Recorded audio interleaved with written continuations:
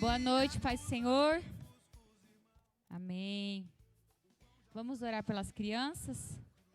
Venham aqui, crianças, para a gente orar por vocês.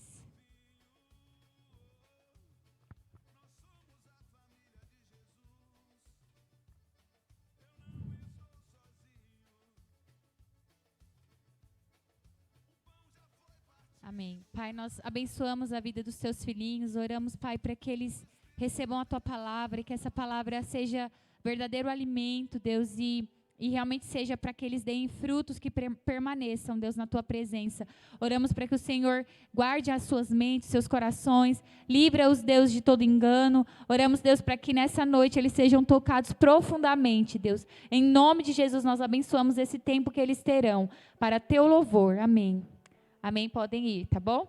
Agora eu vou orar por nós. Pai, eu entrego também a nossa mente, o nosso coração. Queremos estar abertos e receptivos para ouvir a tua voz.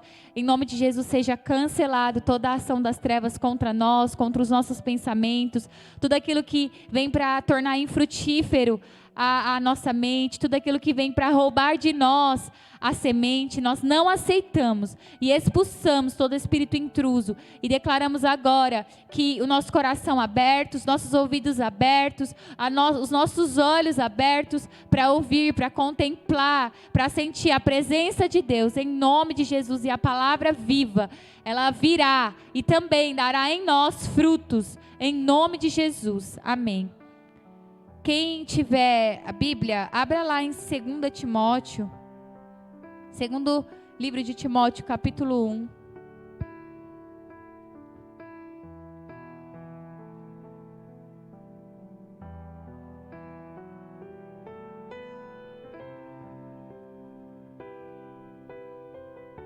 A gente vai ler o versículos 5 e 6, tá bom? Os versículos.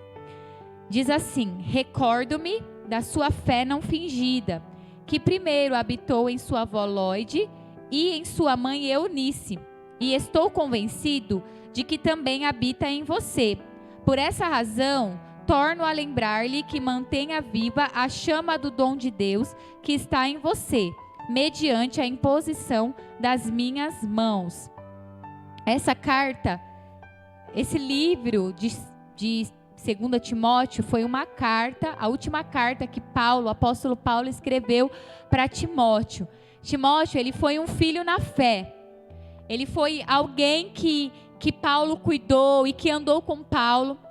Assim que Timóteo conheceu a palavra de Cristo, o evangelho de Cristo, porque ele já conhecia as leis através da sua mãe e da sua avó. A mãe de Timóteo, ela era judia, né? Era do povo judeu. Ela chamava Eunice. E a avó de Timóteo chamava Lóide. E elas haviam ensinado as escrituras para Timóteo. Só que o evangelho de Cristo chegou a Timóteo através de Paulo. E Paulo levava Timóteo nas suas viagens. Timóteo era um adolescente. E ali Paulo, ele teve assim, um carinho, um amor muito grande, como de pai para um filho, com Timóteo. Tanto é que essa carta, essa segunda carta que ele manda para Timóteo, foi antes da sua morte. Paulo, ele estava preso numa masmorra, num lugar assim, muito ruim, e ele sabia que logo, logo ele seria decapitado, ele seria morto. E antes disso, ele faz essa carta para Timóteo, ele dá algumas recomendações. Timóteo, ele daria continuidade, ele iria continuar aquilo que o trabalho de Paulo e de outros apóstolos. E aí eu queria falar um pouquinho sobre chamado e legado. Então eu vou explicar para vocês o que é chamado. Chamado, ele é uma vocação, é quando Deus te chama, ele te convoca, né, para algo. Então, Deus, eu vou dar um exemplo, vou usar o Jonatas. Então, Deus chamou o Jonatas, Deus convocou o Jonatas para estar aqui em Buíque como alguém que cuida, né, como um pastor que cuida, um missionário, um evangelista que ensina a palavra, que não só ensina, mas que também mostra a palavra para aqueles que não conhecem, né, que discipula, enfim. Isso faz parte da vocação, isso é um chamado de Deus. E toda vez que Deus ele chama alguém, a Bíblia fala que ele capacita. Ele te dá as habilidades, os dons. Pode ser que você tenha alguns dons, mas você olha para a pessoa do lado e pensa, mas ela tem mais do que eu. É que a gente não sabe muito bem o porquê, mas Deus ele dá para cada uma medida. Mas a palavra diz que é de acordo com a sua capacidade. Deus sabe que você vai poder desempenhar dentro daquela medida que Ele te dá, certo? Um outro exemplo. Eu estava falando hoje para a Gi que eu fiz faculdade de música e quando eu estava lá, tinha muitas pessoas que cantavam muito melhor do que eu. E eu tinha essa consciência, eu tenho até hoje, que muita gente canta bem melhor do que eu. Eu entendo que Deus me deu um dom, mas eu sei que tem pessoas que têm mais do que eu, entende? Na questão de dom. Só que dentro do dom que Deus me deu, eu posso trabalhar esse dom. Então, quando eu tenho um chamado, por exemplo, Deus me chamou, quando eu era adolescente, para estar também no ministério infantil, no ministério de louvor. Não foi só esse ministério. E quando Deus me chamou para isso, eu entendi muito bem que não era só sobre estar num púlpito. Tinha muito mais. Deus, ele começou a me trazer a minha mente que ele não queria só que eu cantasse. Que ele não havia me dado uma voz só para cantar.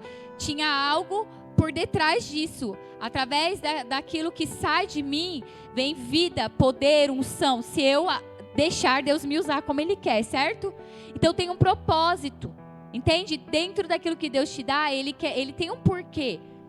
Só que Ele dá medidas para cada um. E aí você vai desenvolvendo, você vai aperfeiçoando. Então, eu comecei a cantar, mas aí eu fui estudar. Eu fui tentar melhorar o que eu tinha. Ainda tenho que melhorar muito mais. Mas é assim, certo? Então, isso faz parte do chamado. Então, Deus te chama para algo e Ele te capacita. Às vezes a gente pensa assim, mas eu não tenho nada para desenvolver aqui, eu não sou boa na dança, no louvor, eu não sou boa para falar em público. Às vezes é o que você pensa, mas Deus, Ele tem. Só que esses não são apenas, não existem só esses dons, esses que você vê às vezes as pessoas desempenhando, né, na frente. Tem pessoas que têm o dom de servir.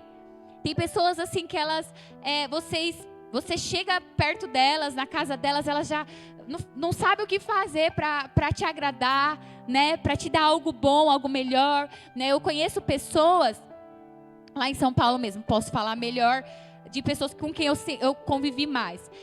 Tem pessoas que eu tenho um irmão que ele sempre vem aqui para Buí, que é o irmão João, que dirige o ônibus. Ele tem um dom de servir. Ele é aquela pessoa que ele presta atenção se a pessoa que está pregando tem um copinho de água. Ele fica atento se o irmãozinho ali está passando por alguma necessidade. Ele veio para cá dessa última vez e viu que uma certa família precisava de cesta básica e ele já falou com a gente. Ele já foi atrás de pessoas para dar, né, condições, para dar dinheiro, para comprar a cesta básica. Então ele tem muito disso, de ver a necessidade das pessoas e de servir dentro daquela necessidade. Isso é um dom, entende? Porque é algo que todos nós fomos chamados para fazer, mas tem pessoas que têm isso muito natural. Tem gente que tem o dom assim de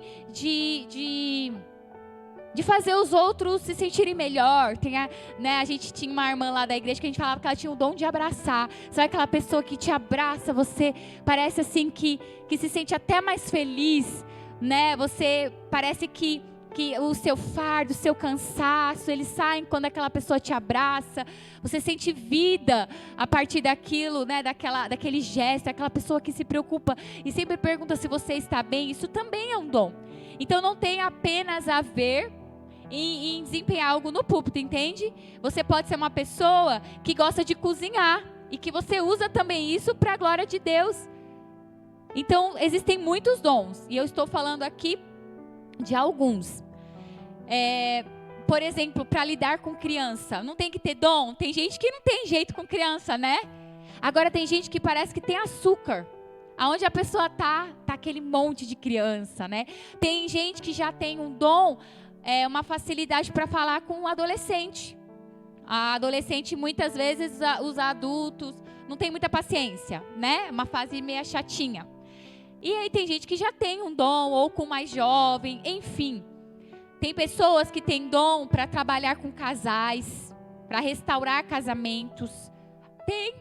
Tem pessoas que, enfim, tem diversos, né? Falei de várias pessoas aqui.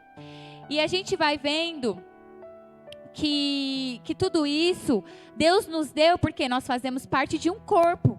E cada pessoa tem a sua função, como já foi várias vezes falado aqui, certo? Então isso faz parte do chamado. Então todo aquele que Deus chama, Ele capacita. Certo? Quando a gente fala de legado, o legado, ele é algo que você não apenas faz, mas você deixa para alguém. Então o legado, ele é um bem, ele é uma missão que alguém deixa para outra pessoa desempenhar, fazer no seu lugar. Normalmente o legado, ele acontece depois que essa pessoa, ela parte daqui, certo? Quando a pessoa não está mais aqui no nosso meio, ela deixou um legado. Pode ser que a pessoa morra, ou pode ser que ela saia daqui e vá para um outro lugar. Por exemplo, pastora Ademir e a pastora Regiane. Sempre alguém aqui cita os dois, né? Quem aqui foi marcado pela vida do pastor Ademir e pastora Regiane? Levanta a mão. Quem aqui que falou assim, olha, a minha vida foi marcada por eles, eu sinto falta. Quem? Levanta a mão para eu ver. Você vê? Bastante gente, quase todo mundo. O que é isso? Isso foi um legado. É uma marca que eu deixo na vida de alguém. Então, às vezes, parece que você não fez muita coisa. Talvez você conversar com a pastora Ademir ou a pastora Regiane e falar, mas eu não fiz tanto por aquela pessoa para ela sentir minha falta. Mas ela deixou uma marca. É algo que ela realmente, assim, ela desempenhou, né, com sucesso. Ela fez algo ali que realmente foi bom para a vida das pessoas. Isso é um legado. E quando Paulo ele escreve essa carta para Timóteo, ele fala do que aqui? No versículo 5, põe para mim, por favor. Ele fala assim, fala da fé não fingida que primeiro habitou em sua avó, Lóide, e em sua mãe Eunice. E eu estou convencido de que também habita em você. Então, o que Paulo ele fala aqui? Ele fala de um legado. Quem que deixou uma marca, um legado na vida de Timóteo? A avó e a mãe. Então, elas ensinaram algo para Timóteo, que foi muito importante, que foram as escrituras, que foi muito importante para o desempenho de Timóteo. Você vê que elas marcaram tanto a vida dele, que ele foi capaz de, depois da morte de Paulo, de viver a missão que Deus deu para ele e morrer por Cristo, porque ele também foi morto por Jesus. E isso, gente, eu falo para você, mas ele foi morto, Sara, mas por Jesus. Isso é a melhor coisa que uma pessoa pode fazer aqui na terra, é entregar a sua vida como sacrifício a Cristo. E Timóteo chegou a esse ponto, né? Porque primeiro alguém marcou a vida dele. Antes de Paulo, a avó e a mãe haviam marcado a vida dele. E aí no 6, Paulo ele fala para que Timóteo ele mantenha viva a chama do dom de Deus que habitava nele. Quando Paulo está falando disso, da chama do dom de Deus, ele está falando do chamado de Timóteo. Lembra que deixaram um legado na sua vida. Por isso, mantenha vivo o chamado de Deus dentro do seu coração. Então você vê que é importante. Como é importante a gente, assim, desempenhar a nossa função, certo? Mas você sabia que muito mais importante do que você fazer algo aqui na igreja, do que você talvez um dia ministrar aqui em cima de um púlpito, fazer algo que na sua mente você acha assim que é grandioso, eu não vejo a hora. Você sabia que mais importante do que tudo isso, para Deus o que conta é o que você deixa para as pessoas? É o seu legado. Você sabia que o seu legado ele é mais importante do que o seu chamado? Quando a gente fala do chamado, ele é muito importante também. Por quê? Eu estou vivendo algo para Deus, mas o chamado eles tem a ver com o que você faz, né? O legado eles tem a ver com o quê? Com o que você deixa para o outro. O legado tem a ver com o outro. E dentro disso, qual é o legado que você está deixando para as pessoas que estão à sua volta? Nós temos aqui muitas mães. A maior parte aqui é mulher, certo? Você consegue pensar o que você está deixando para o seu filho? Antes de você pensar nisso, você já reparou o que a sua mãe e a sua avó deixaram para você? Primeiro você pensa o que a sua avó e a sua mãe deixaram para você de bom. Você consegue pensar? Quando eu penso na mulher nordestina, eu tenho sangue nordestino. Não sei se vocês sabem, né? Mas minha avó é daqui, meu avô, né? Minha mãe é daqui. E uma coisa que eu admiro nas nordestinas e que eu tenho orgulho de ser, é que a nordestina é uma mulher forte. Dificilmente uma mulher paulista, né? Uma mulher de São Paulo vai aguentar o que as mulheres daqui aguentam. Não aguenta esse trabalho braçal, que, né, as mulheres daquelas até têm a mão mais grossa, maior, assim, né? E eu herdei um pouco disso, assim, eu sou magra, mas uns bração. Na minha família, minhas tias, minha mãe, minha avó, tudo braçuda. E é engraçado que uma vez eu estava reparando nisso, as mãos, parece que até a mão ela é maior, assim, para aguentar o trabalho que tem que fazer aqui. Eu falei, Jesus, o Senhor é perfeito. As minhas tias de todas, minha mãe, minha tia, ninguém tem mão de moça. Aquela mão bonitinha, não. Tipo, elas fazem a unha tudo, mas aquela mãozona. Mas pensa em umas mulheres que trabalham, eu não conheço igual. Não conheço. Todas as minhas tias, meus tios, minha mãe, são trabalhadoras. Você chega na casa da minha mãe e das minhas tias, elas sempre estão na cozinha. A Gi é prova. Que a Gi, ela frequenta lá quando vai para São Paulo. Não é, Gi? Você não vê elas sentar. Uma coisa que é raro você ver elas no sofá. Você chega lá, elas estão na cozinha lá trabalhando e fazendo alguma coisa para você comer e sempre inventando alguma coisa. Tem hora que eu falo para minha mãe, você só inventa. Quando parece que acabou, ela inventa alguma coisa. E é uma coisa que eu admiro muito da mulher nordestina. Você já parou para pensar nisso? Esse é um legado que talvez a sua mãe deixou. É uma marca que ela deixou em você. Seja trabalhadora, se esforça. A mulher nordestina aguenta bastante tranco também no que diz respeito ao homem, né? Muitas mulheres aqui, elas têm que cuidar dos filhos basicamente sozinhas. Cuidar da casa, dos filhos sozinhas, né? Enquanto alguns vão trabalhar e outras coisas mais. E isso é legal, você vê que é algo que você aprendeu. Eu admiro mulheres aqui que, apesar de tanta coisa, de tanto sofrimento com o marido, não larga do marido. E eu vejo a minha avó também. A minha avó, quando o meu vô Maurino, todo mundo conhece. Mas antes de ele conhecer Jesus, ele não era bonzinho. Né? Quando a gente não conhece Jesus, a gente mostra toda a nossa maldade, né? E meu vô, ele era uma pessoa muito difícil. Ele fez minha avó sofrer muito. O meu vô e minha avó foram para São Paulo porque meu vô foi fugido daqui, porque queriam matar ele aqui. Então, para você ver que como que era bom, né? E então, assim, lá ele conheceu Jesus e a vida dele foi transformada. Mas minha avó, ela tinha todo o apoio da família dela para largar o meu vô. As pessoas falavam, faz isso. Você não merece ficar passando por isso. Minha avó trabalhava muito. Meu avô bebia, o que ele ganhava da sapataria que ele trabalhava, ele gastava com ele mesmo. Quem mantinha minha casa era minha avó. E depois que minha mãe era mais velha, minha mãe trabalhava também. Minha mãe trabalhava adolescente, antigamente podia, hoje não pode. Mas minha mãe trabalhava numa padaria, ela tinha 13 anos. Então você vê que assim, essa determinação, né? Essa disposição em segurar um casamento que para ela estava trazendo mais dor, mas ela pensava nos filhos. Ela falava, como que eu vou deixar ele, sendo que meus filhos gostam dele? Então você vê que coisa bonita. E é algo que eu admiro e que eu louvo a Deus por ter. Porque eu sei que parte da força, parte daquilo que eu tenho veio da minha avó. E se você parar para pensar no legado que deixaram na sua vida, o que a sua mãe, a sua avó, como eu já falei, ou tias, não sei quem cuidou de você, teve uma marca boa. Mas também vamos pensar agora nas coisas ruins. Talvez de ruim tem uma lista imensa, né? Mas por que eu quero que a gente pense nas ruins? Não para você ficar triste, não para que você fique relembrando as coisas que não vale a pena, não.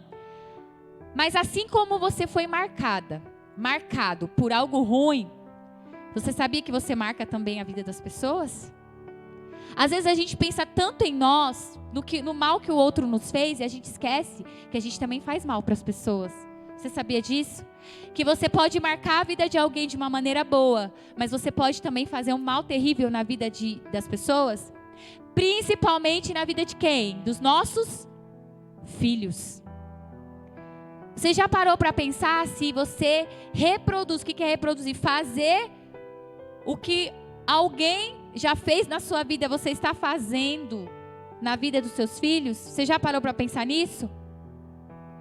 Tem pessoas que quando elas são marcadas duramente, de uma maneira ruim, pela vida dos pais, isso gera nelas assim, não, eu não quero viver, eu não quero fazer isso na vida dos meus filhos. Quando eu tiver filhos, eu não vou. E tem pessoas que conseguem, apesar também de ser difícil. Mas tem pessoas que não pensam sobre isso e elas acabam, apesar de não gostar da atitude da mãe, mas elas acabam sem perceber fazendo a mesma coisa com os filhos. Então eu vou falar com vocês, assim como eu admiro a força que a nordestina tem, o que não é muito legal, que às vezes a gente faz, é não demonstrar o nosso amor pelas pessoas. Talvez você não recebeu o amor da sua mãe, do seu pai, não recebia abraço, nunca ouviu eu te amo, mas isso não te impede de fazer com o seu filho. Só porque você nunca ouviu da sua mãe que ela te ama, não quer dizer que você não deva falar isso para o seu filho, para sua filha. Você sabia que os nossos filhos esperam isso de nós? É algo que a gente precisa aprender. Assim como a pernambucana ela é forte, às vezes ela tem força também. A gente fala que é bruta, né? É forte também, às vezes não consegue nem dar um abraço, dá aqueles tapão, tá. Por quê? Não aprendeu. Como que eu vou dar uma coisa que eu não aprendi? Não é? A gente entende, mas nós conhecemos Jesus, certo? Talvez o legado que deixaram na sua vida não foi tão bom, mas hoje você aprendeu de alguém que transformou também a sua vida, certo? Alguém que nos ensinou que tudo pode ser diferente. Alguém que nos ensinou a amar, alguém que nos ensinou a ter compaixão, a se compadecer do outro, a ter misericórdia. Jesus. E aí olha que interessante. Lá no capítulo 3 de Timóteo, põe para mim, seu Carlos, capítulo 3, versículo 10. Fala assim, ó. Aí Paulo ele continua. Mas você tem seguido de perto o meu ensino, a minha conduta, o meu propósito, a minha fé, a minha paciência, o meu amor, a minha perseverança, enfim, ele vai continuando. Quando Paulo ele escreve isso, antes de falar isso, ele conta para Timóteo como os tempos de hoje, e ele fala dos tempos que virão. Ele fala, olha, os dias cada vez mais ficarão terríveis. As pessoas serão maldosas, elas não vão ter amor pela família, elas vão ser arrogantes, soberbas. E ele começa a descrever tudo. Depois de ele falar essa lista toda, ele fala para Timóteo, mas você tem seguido o meu ensino. Ou seja, Timóteo ouviu a avó, ouviu a mãe, e hoje, no tempo presente, Timóteo, ele tinha alguém em quem ele podia imitar, em que ele podia se espelhar. Então hoje, se você parar para pensar, existem pessoas que deixaram um legado na sua vida, como a gente já deu exemplo do pastor e a pastora, certo? Mas existem pessoas hoje aqui que também têm marcado a sua vida, e você pode seguir o ensino e a conduta, a forma de viver dessas pessoas. Você sabia disso? Então, por mais que nunca aprendi a ser assim, mas você pode aprender. Você pode olhar a Gi, que gosta de abraçar todo mundo, e pensar, eu posso tentar ser como ela. E sair abraçando o povo, vamos ver o que vai dar. Já pensou? É assim, a gente vai aprendendo. Tem coisas, características minhas, que eu não gosto, eu não acho que eu deva permanecer nelas, eu posso melhorar. Então eu vou reparar em alguém que faz melhor do que eu e eu vou tentar reproduzir, fazer igual. Eu sou uma pessoa já mais séria na minha, não sou uma pessoa que sai abraçando todo mundo, é meu. Não é uma coisa natural, certo? Que eu vou, mas eu posso me esforçar, vocês concordam? Sim. Então nós temos que nos esforçar e para isso nós temos exemplo. Então assim, outra coisa. Às vezes as pessoas, para elas justificarem a conduta errada, o jeito que elas estão vivendo de maneira errada, elas falam assim, mas fulano faz pior. Fulano é crente e faz pior. Mas ciclano ele também faz pior e vai na igreja. Tá. Ao invés de você olhar para as pessoas que estão fazendo o que é mal, mesmo dentro da igreja, por que você não olha para as pessoas que fazem o que é certo? Por que você não se espelha naquele que dá um bom testemunho? Olha para essas pessoas, porque você vai ver que é possível. Porque às vezes quando a gente não quer fazer o que é certo, a gente olha aquele, eu não sou tão ruim igual aquele ali, então eu tô bem. Mas diante de Deus, isso não conta. Quando a gente estiver diante do trono de Deus, e Deus falar assim, me mostra suas obras. Sabe o que é? Tinha aquele fulano, Deus, que fazia pior. E você? Mas você não tinha palavra? Você acha que Deus ele vai... tá bom, fulano, eu entendi. Foi difícil para você, né? Mas dentro da minha casa, você não sabe, era uma bebedeira. Aí eu não aguentava, eu tinha que tomar um gole. Mas e os irmãos à sua volta? E aqueles que conseguem ficar firmes, como eles lidam com isso? Eles convivem com essas pessoas que vivem dessa maneira? Ou eles fogem da aparência do mal? A palavra fala para a gente fugir da aparência do mal, daquilo que mostra não ser muito bom, foge. Então a gente não tem diante de Deus o que falar. Vocês estão entendendo? Então nós temos aqui pessoas que vivem da maneira certa.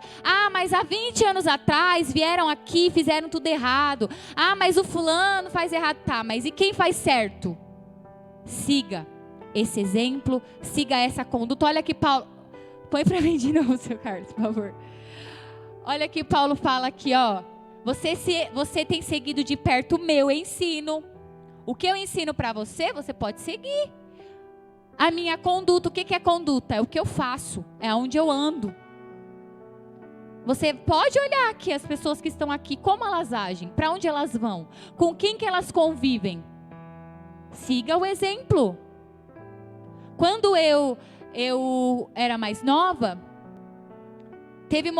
minha mãe teve um momento que foi crucial para mim, foi muito importante, porque a minha mãe, ela identificava, eu também sabia que certas amizades não eram para mim. E eu tentava falar para minha mãe, e era dentro da igreja.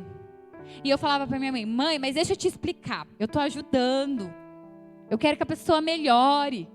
Só que minha mãe falava, não está dando certo. Você está mais pro lado de lá do que de cá. Sara, não dá.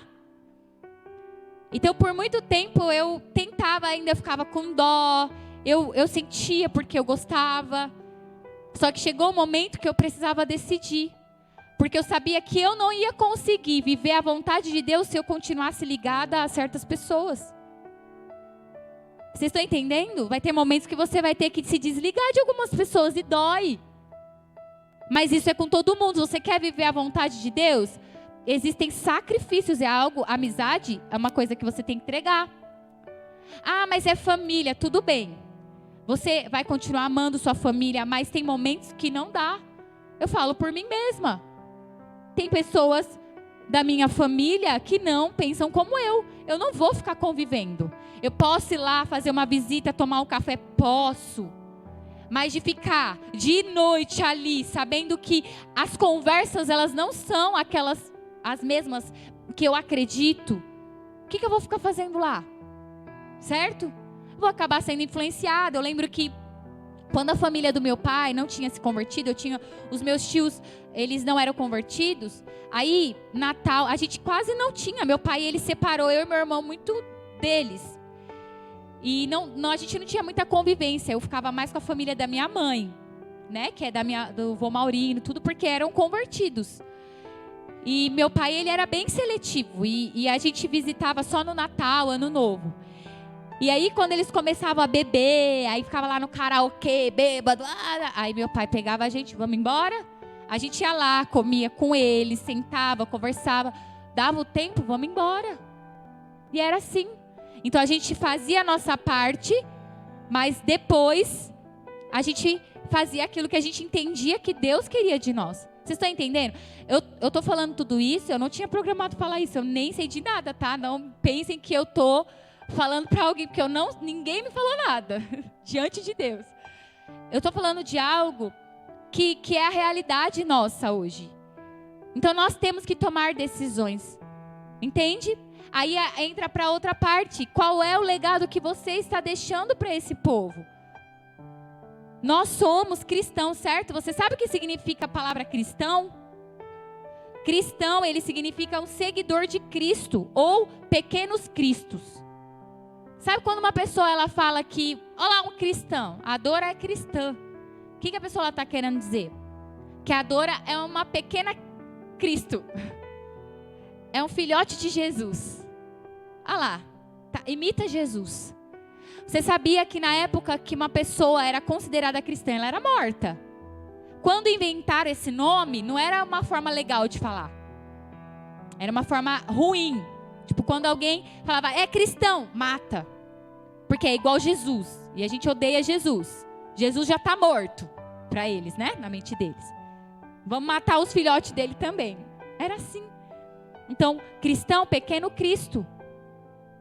Só que hoje, falar cristão é uma vergonha para o evangelho. Porque as pessoas falam, é crente. Que vergonha. Porque é um crente que não vive segundo o que ele crê. Está entendendo? A Bíblia fala assim que o diabo ele crê em Deus e até treme. Ele sabe quem é Deus. Eu não estou falando de crer, de confiar. Ele crê, ele sabe, ele acredita que existe um Deus. Ele sabe de quem é Deus. E ele estremece. O problema é que tem muito crente que não treme diante de Deus. Nem liga.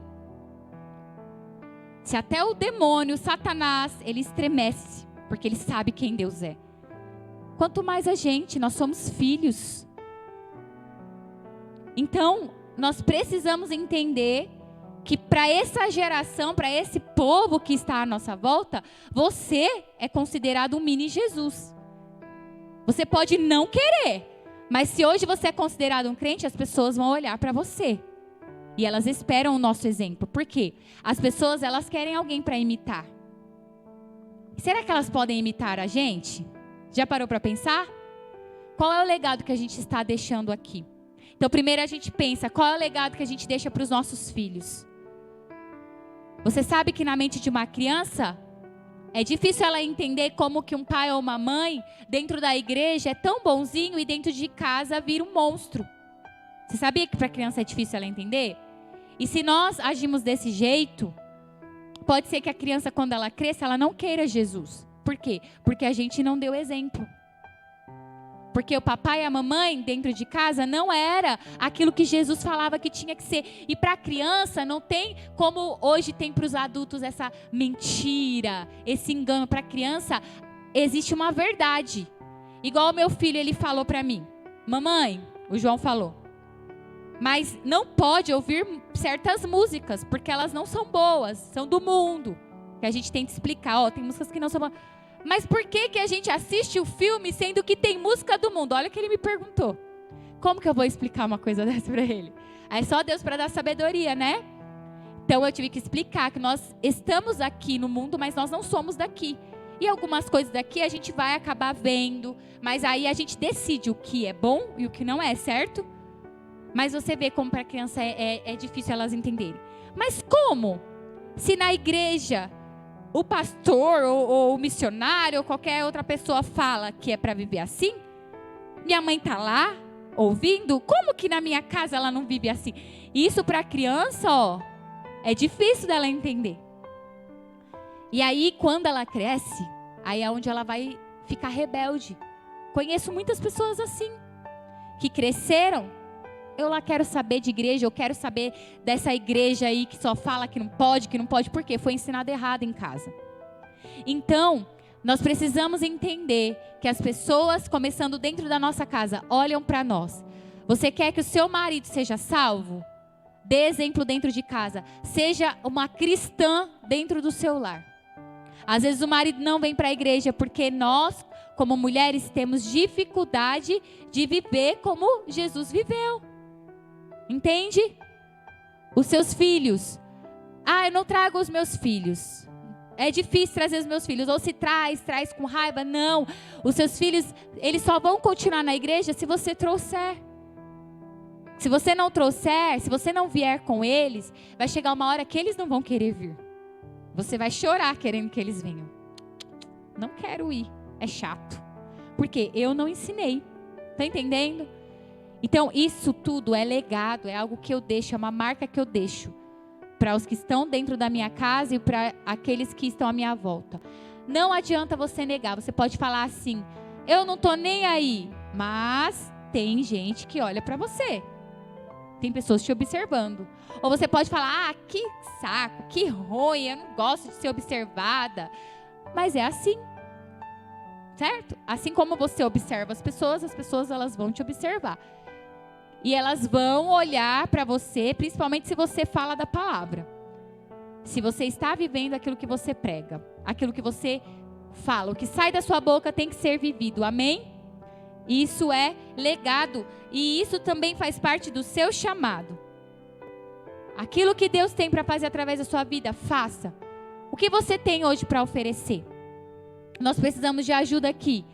Tem pessoas que vêm ajudar a gente a limpar. Eu fico muito feliz. A gente vem, a gente limpa aqui com prazer, a gente vem e faz com alegria. Mas como eu fico feliz quando a gente chega, o banheiro está limpo, às vezes eu fico até com dó de entrar. Porque as irmãs limparam tão bem. Isso faz parte do que Deus te chamou para fazer. Deus me chamou para lavar banheiro também. Para fazer tudo o que for necessário. Aqui a gente serve. Pega sujeira do chão, certo? A gente serve de qualquer jeito. O importante é servir a Deus. Você está cumprindo o seu chamado servindo a Deus. Então faça o seu melhor com alegria. E deixe a sua marca na vida das pessoas. Amém? Que horas são, por favor? 8. Rapidamente, teve um rapaz que chamava Martinho Lutero. Alguém aqui já ouviu falar de Lutero? Tá bom. Então, temos 3 pessoas aqui que já ouviram. Esse Martinho Lutero, ele foi o que trouxe a reforma protestante. O que é isso? Até 1500, né? Agora nós estamos no ano 2022, certo? No ano 1500, mais ou menos, esse homem, depois de ele ter sido salvo, assim, de um raio que ele clamou a Santa Ana, ele era católico.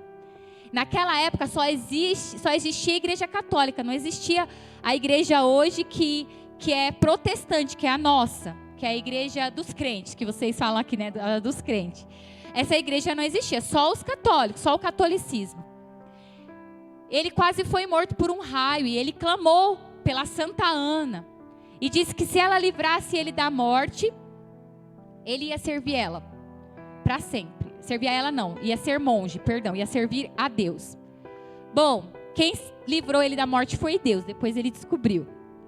Ele virou monge e ele começou a estudar muito. Chegou um tempo que ele começou a fazer faculdade e ele se formou, se tornou um doutor, um homem muito conhecedor das escrituras, da Bíblia. Só que ao mesmo tempo que ele começou a conhecer, ele começou a ver muita coisa errada dentro da igreja católica. Então ele via muitas coisas assim que não eram certas e aquilo começou a trazer muita confusão para ele. E fora que ele começou a ler a Bíblia e a ver que muita coisa que era ensinada não estava na Bíblia. E parte do que era ensinado era de indulgência. O que era indulgência? Você pagava por essa indulgência, vamos supor, não sei se era tipo um pedaço de papel que eles davam assim, para mostrar que você tinha um lugar no céu. Então eu quero morar no céu, então você tem que pagar. Você não quer ir para o inferno? Paga. Então as pessoas elas davam dinheiro, elas davam bens para ir para o céu. E ele lia a Bíblia e ele via, mas não está escrito nada, Jesus não ensinou isso. E isso começou a trazer no coração dele assim, uma inconformação, uma revolta. Só que aí, as pessoas elas iam para a igreja, elas não tinham Bíblia. Vocês sabiam que antigamente não podia ter uma Bíblia? Até porque era tudo em latim. E as pessoas não conheciam. Era na Alemanha isso foi na Alemanha. E aí, ele o que ele fez? Ele começou a escrever teses contra o que a Igreja Católica ela colocava. E ele começou a mostrar por meio da Bíblia tudo aquilo que eles ensinavam que era errado. E a partir disso, a Igreja Católica procurou matar ele, porque ele foi sentenciado à morte. Antigamente, existiram servos de Deus, sabia? Que nesse tempo todo existiram pessoas que buscavam a Deus e que não aceitavam outros deuses, outros ídolos. Mas essas pessoas eram mortas. E Lutero foi sentenciado à morte. Aí esconderam ele num castelo.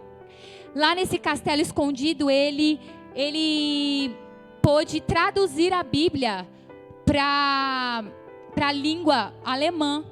E aí ele transformou a Bíblia toda na linguagem alemã para as outras pessoas terem acesso, elas poderem ler a Bíblia também. Enfim, a partir disso outras pessoas se juntaram a ele, porque muita gente começou a ver muita coisa errada dentro da Igreja Católica, e muitos começaram a se juntar a ele, e aí surgiu essa reforma protestante. Foi quando eles começaram a protestar contra a Igreja Católica, e aí surgiu o que a gente conhece hoje, como eu falei para vocês, muitas mudanças aconteceram, mas hoje nós estamos aqui, certo?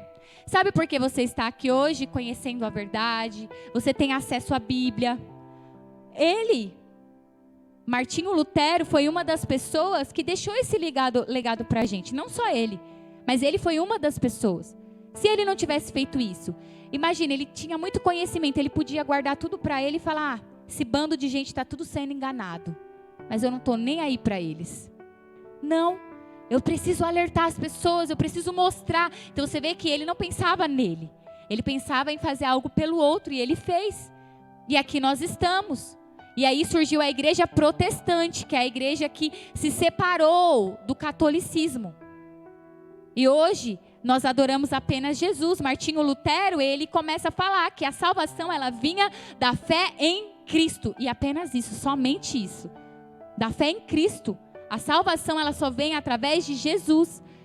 E nós conhecemos isso também por causa da vida dele. Então pense que tudo aquilo que você faz, um dia vão lembrar: ah, Socorro, aquela mulher, por causa dela, eu estou aqui hoje. Por causa da Socorro, olha como a minha vida está, olha como meus filhos estão. Imagina que legal as pessoas lembrarem assim de nós, certo? Quem aqui quer viver isso? Deixar um legado na terra. Você quer? Eu quero. Amém? Então feche os seus olhos, não precisa se levantar, mas feche os seus olhos, vamos orar. Pai, aqui nós estamos. É isso que nós queremos, Jesus, viver a Tua vontade aqui na terra. Nós não queremos apenas viver um chamado, mas queremos deixar um legado. Nós queremos não apenas de maneira egoísta pensar naquilo que nós vamos fazer para Ti, mas pensar no que vamos deixar para que outros também façam, para que outros também vivam. Gera isso nesse povo, no povo que está aqui, nas nossas vidas, no nosso coração.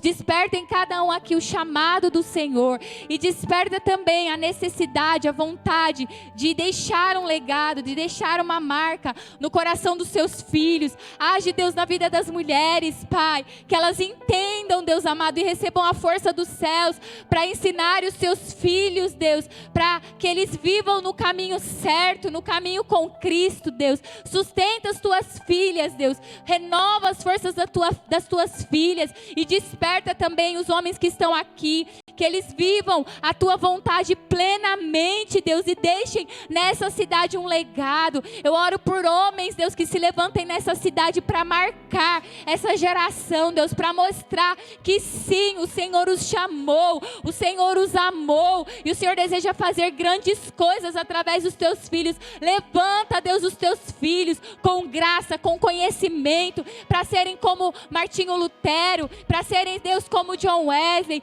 como tantos outros, Pai, avivalistas, Pai, que deixaram uma marca na nossa vida hoje. Faz também, Deus, através da vida dos teus filhos e filhas, Deus. Eu te peço e te agradeço, Jesus. Amém. Glória a Deus. Semelhante a ti, Senhor, eu quero ser. Renova-me, eu quero te servir. Vem limpar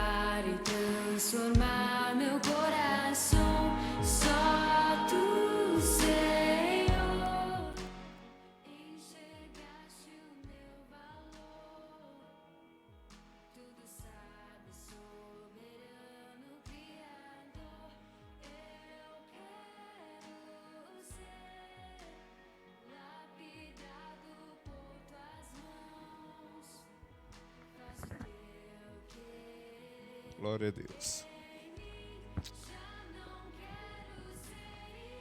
Pai do Senhor, meu povo. Glória a Deus. Como é bom podermos estar aqui nessa noite tão maravilhosa. Tem alguns avisos importantes para dar. Nós já estamos finalizando, mas preciso dar esses avisos. Nós iríamos realizar, porque iríamos, né? Porque não vamos mais. Sábado agora, a Noite das Princesas. Por que nós vamos cancelar? O tempo está de chuva. A previsão é de chuva no dia de sábado. E a gente quer fazer uma coisa bem bonita para vocês, meninas, né? Mulheres, moças, adolescentes. No dia 21, nós queremos realizar aqui na igreja.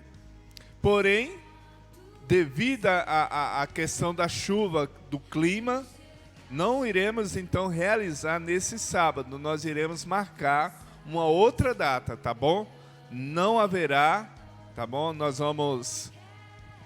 E aí eu peço que os irmãos, as irmãs, falem para as outras pessoas, para as outras meninas que já tinham se programado para estar aqui. Mas devido à chuva não vai dar, né? A gente quer fazer um investimento alto para proporcionar e fazer algo bonito para vocês, algo que venha trazer um impacto na vida de vocês.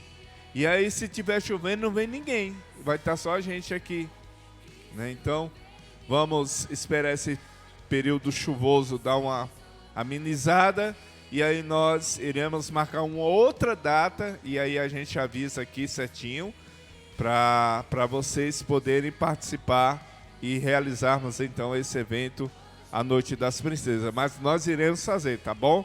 Em breve. O outro aviso é que no último sábado, o qual nós realizamos o culto de criança, também não iremos realizar, devido a essas questões também de chuva, né? Então, se está chovendo, as crianças não vêm. A gente vai esperar, entramos no período do inverno, e a chuva, a lama, fica difícil para muitos irmãos virem à igreja. Então, no último sábado agora também nós não iremos realizar o culto de crianças, tá bom? Entenderam? Glória a Deus. Amém. Mas eu já quero estar adiantando o mês de julho, tá bom? Não junho agora, julho. Vai estar aqui uma equipe, umas irmãs de São Paulo, que vai estar trazendo a palavra de Deus e ensinando aquelas pessoas que não sabem ler e escrever a aprenderem, né? Então elas estão vindo para ensinar no período das férias, né? Aquelas crianças que estão com dificuldade, até adulto também, acho que vai ter, né? Adulto. A gente está se programando, mas já gerando no coração de vocês esse desejo para estarem aqui. Vão ser dias tremendos. Vai ser 15 dias que elas vão estar aqui e vai ser bênção, tá bom? Então já vai gerando isso no seu coração para estar aqui e aprender a ler e escrever. Amém? Vamos agradecer a Deus. Vamos estar orando, né, pela nossa irmã Nenê, que perdeu a Dona Maria também, né? O irmão dela faleceu, foi sepultado hoje. Vamos estar orando por eles, para Deus estar confortando, consolando, dando força nesse momento tão doloroso, né? Para quem não sabe, é aqui dos Três Riachos. É o filho de... Eu esqueci o nome dele, né? Seu Mané? É Mané? Não é Mané, não. Nelson. Seu Nelson. Ah, Mané era o filho, isso mesmo. O filho que faleceu era o Mané, tá bom? Vamos colocar de pé. Vamos estar orando pelo seu neném, o pai da Mônica, se encontra internado. E pelo sobrinho da Socorro, né? O Nerisvaldo, né? É isso?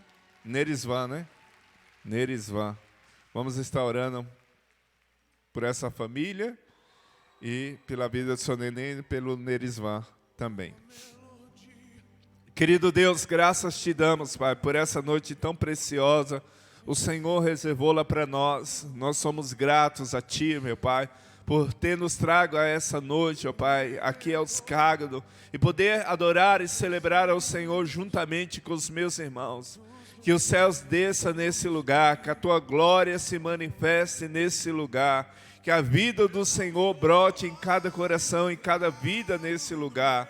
Pai, em nome do Senhor Jesus Cristo, coloca a Tua mão poderosa sobre a família da Neném, ó Pai, da Dona Maria, do seu Nelson, ó Pai, ó Deus amado, sobre essa família, amado Deus, traga o conforto, o consolo, Senhor amado, pela perca do seu familiar, do seu filho, irmão, ó Pai amado, em nome de Jesus, que o Senhor possa trazer a paz, ó Pai, ó Deus amado, e o preenchimento, ó Deus amado, desse vazio, ó Pai amado, que fica, ó Pai, pela perca, Pai amado, da vida do seu filho, em nome do Senhor Jesus Cristo, que o Senhor possa trazer, ó Pai amado, o conforto, o alívio sobre esses corações, ó Pai, ó Deus amado, sobre a vida do Nerisvan. Deus, coloca a Tua mão poderosa sobre a vida dessa criança, meu Pai, visita ele, ó Deus, nesse leito de hospital, traga normalidade, ó Pai amado, aos seus pulmões, ó Deus amado, aos seus rins, os fígado, ó Pai amado, seja qual for a intensidade da enfermidade ou em qual órgão ela se instalou, Pai amado, nós oramos para que o Senhor venha intervir, ó Deus, para que a Tua mão poderosa, Senhor, venha de encontro à vida dele, ó Pai, e opere um milagre na vida dessa criança, Senhor, ó Deus amado, que essa enfermidade se retire do corpo dele agora, e a Tua glória, Pai, se manifeste sobre ele, trazendo a cura e a restauração, em nome de Jesus, ó Pai. Também, ó Deus amado, entregamos a vida da sua mãe, ó Deus amado, daqueles que se encontram com ele ali, ó Pai, traga, ó Pai amado, alívio, ó Pai, sustenta as suas vidas, Senhor, conforta os seus corações, dando força e perseverança para acreditar num Deus que tudo pode, num Deus que não falha, num Deus que não se limita a tempo, distância ou circunstância. Tu és o Senhor, meu Deus, e tudo é possível ao que crê, meu Pai. Assim também oramos pela vida do seu neném, ó Pai, ó Deus amado, ele confessou a Ti como o único e suficiente Salvador da sua vida, meu Pai. Coloca a Tua mão sobre a vida do Teu servo, ó Deus, traga cura sobre o seu corpo, Senhor, ó Deus amado, restaura, Pai amado, os órgãos dos Teus servos, Senhor, e libera sobre ele um toque poderoso agora, que o corpo dele seja chacoalhado pelo poder do Teu Espírito, Senhor, e traga normalidade sobre o seu corpo, sobre a sua vida, Pai, traga saúde em nome de Jesus. Nós repreendemos todo o mal que bate retirada sobre a sua vida, e a cura do Senhor se manifeste sobre a vida dele. Sustenta, meu Pai, a vida da Mônica que está com ele, dos seus irmãos, ó Pai, ser com cada um em nome de Jesus. Guarda as suas vidas, Deus, e livra de todo mal, em nome de Jesus. Obrigado pela vida de cada um dos Teus servos, Senhor. Se houver alguém aqui enfermo, que o Senhor toque, trazendo cura, restauração, libertação, em nome de Jesus, ó Pai. E leva, Pai, Teu povo em paz e em segurança, em nome de Jesus. Amém. E glória a Deus. Que Deus os abençoe. Vão com Deus. Salve seu irmão com a paz do Senhor.